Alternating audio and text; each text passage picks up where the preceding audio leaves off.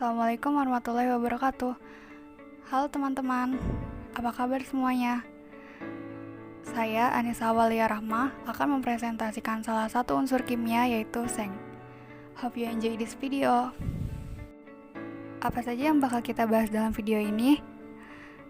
Dalam video ini kita akan membahas tentang sejarah seng, keberadaan seng, sifat kimiawi seng, peran hayati seng, fungsi seng, dan seng sebagai sampo. Sejarah seng. Seng atau biasa dikenal dengan zinc atau timah sari adalah unsur kimia dengan lambang kimia Zn, bernomor atom 30 dan massa atom relatif 65,39.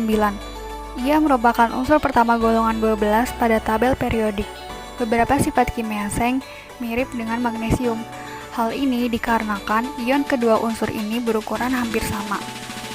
Logam seng tak murni mulai diproduksi secara besar-besaran pada abad ke-13 di India, manakala logam ini masih belum dikenal oleh bangsa Eropa sampai dengan akhir abad ke-16.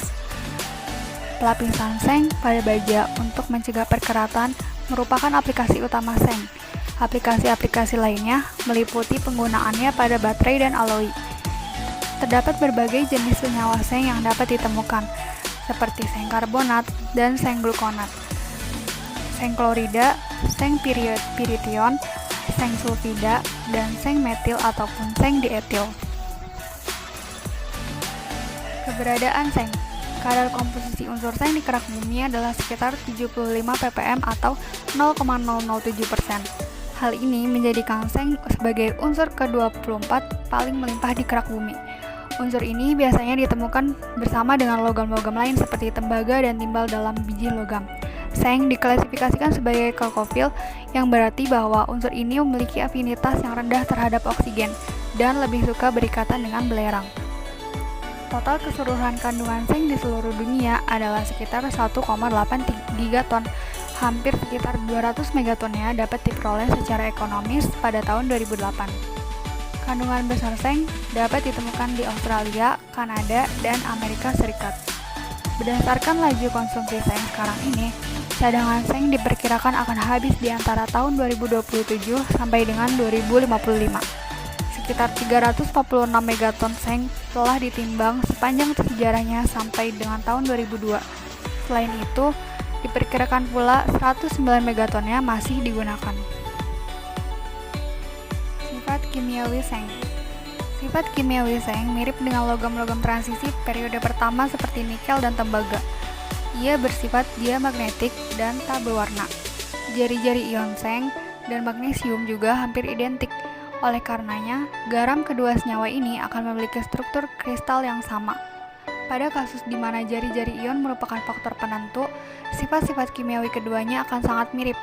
Seng cenderung membentuk ikatan kovalen berderajat tinggi. Ia juga akan membentuk senyawa kompleks dengan pendonor N dan S.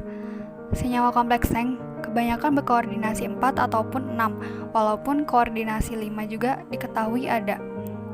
Seng yang dibakar akan menghasilkan lidah api berwarna hijau, kebiruan, dan mengeluarkan asap seng oksida. Seng bereaksi dengan asam, basa, dan non-logam lainnya. Seng yang sangat murni hanya akan bereaksi secara lambat dengan asam pada suhu kamar.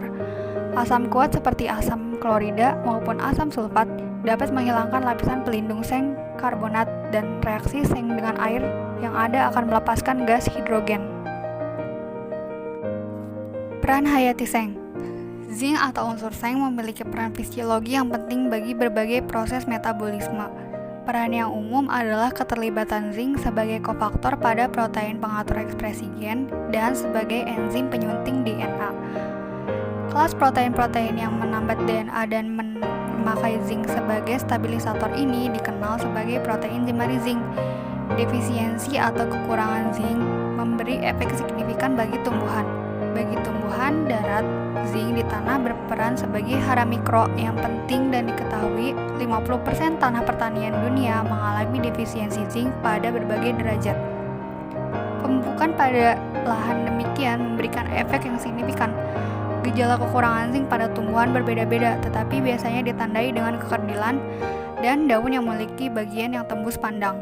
Manusia yang kekurangan zinc mengalami gejala-gejala hipozinkemia. Orang yang mengalami kekurangan zinc dapat terkena diare dan malah fungsi organ. Kemunduran dalam daya ingat dan reaksi indera juga terjadi. Kemunculan jerawat juga diketahui terkait dengan defisiensi zinc. Ketombe dapat muncul karena sel-sel kulit kekurangan zinc. Zinc diperlukan dalam produksi testosteron. Seng sangat penting agar metabolisme sel dapat berfungsi dan berjalan dengan baik. Sekitar 100 enzim mengandalkan seng untuk membantu mengkatalisis reaksi kimia penting. Berikut beberapa fungsi seng.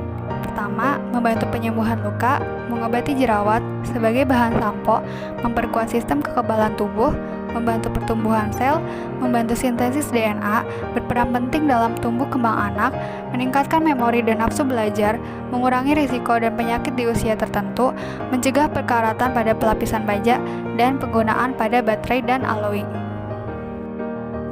Selanjutnya, kita akan membahas salah satu fungsi zinc secara lebih dalam, yaitu zinc yang digunakan sebagai bahan sampo. Salah satu fungsi zinc adalah mampu melindungi selaput sel dari kerusakan oksidatif dan menstabilkan struktur protein sel.